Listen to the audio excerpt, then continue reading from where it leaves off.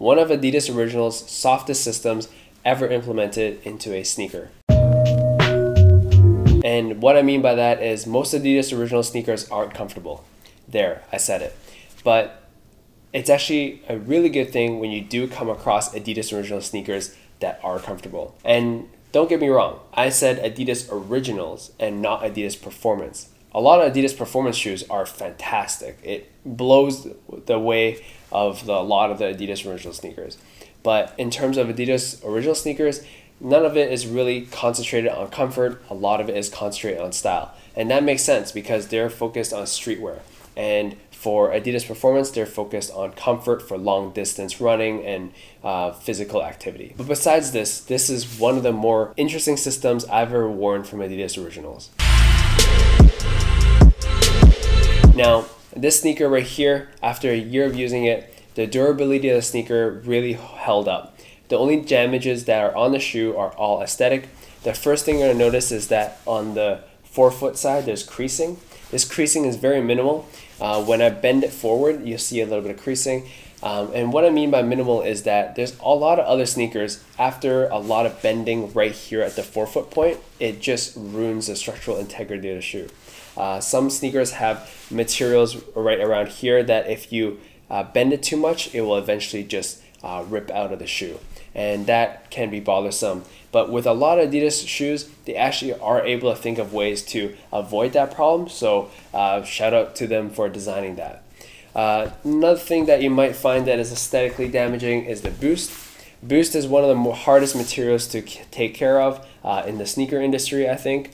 Well, other than leather. Just like leather, if you damage it once, it will not go away. And this scuffing is pretty common in the daily beater, especially with Boost. So I don't really get bothered by it. If you do get bothered by it, then maybe you shouldn't get Boost as one of your sneakers. But for me, it's all a part of the usage. I think comfort overcomes all of that issue. The last thing I want to tell you guys about in terms of durability is the fraying. The fraying in the ankle collar. This actually happened a month after using the sneaker, and a month of using a sneaker and it damaged this much, it kind of bothered me because it's a new sneaker. Why would it already have that kind of damage? But at the same time, it didn't really bother the comfort of it, so I just let it go and let it do its thing. Going into the usability of the sneaker, it's totally usable as an all-time summer shoe. Under light rain, this sneaker will keep you protected.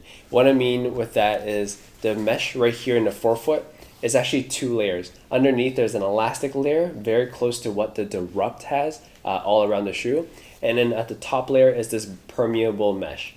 When rain or light rain falls, light rain will get absorbed by the first layer of mesh, and then it will get absorbed into the second layer of mesh. But that second layer mesh is not as permeable as the first layer. So in light rain, you'll get it all absorbed by the 2 layers before it even reaches your sock.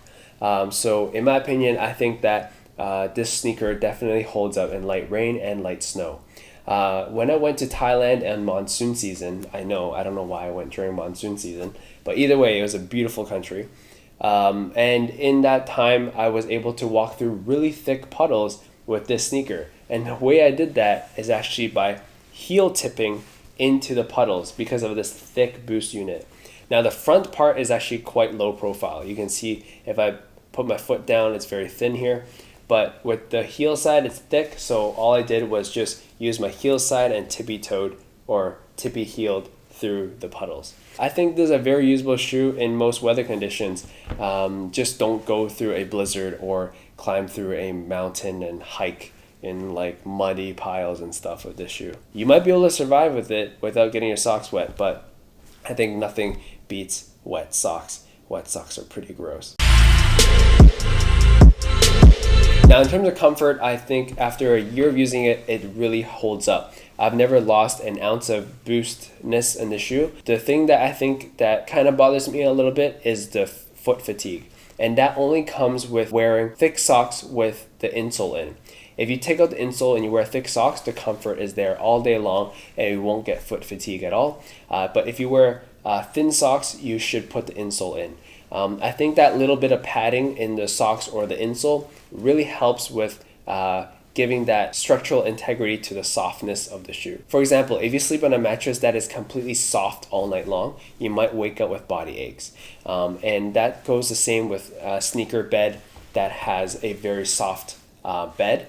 With the soft bed, your muscles in your feet, I don't know, I'm not a scientist, I just see this as experience. But with the softness of the bed, your feet actually might be trying to find some kind of hard surface to rely on.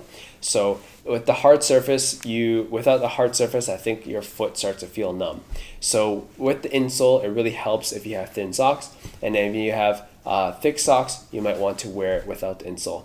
And I've done either or, and I've lasted all day on my feet with no problem. And I think the interesting part about this comfort on the shoe is that even though with the heel to toe side, you don't have boost all the way, you still get that softness in the front of the shoe. It's a very unique feeling with the P.O.D. When you place your foot down on carpet or you're running with your forefoot, you actually feel the material spread downwards. So you'll feel that your foot is compressing the material and it spreads apart. Now the front mesh, the elastic, is supposed to grab onto your forefoot.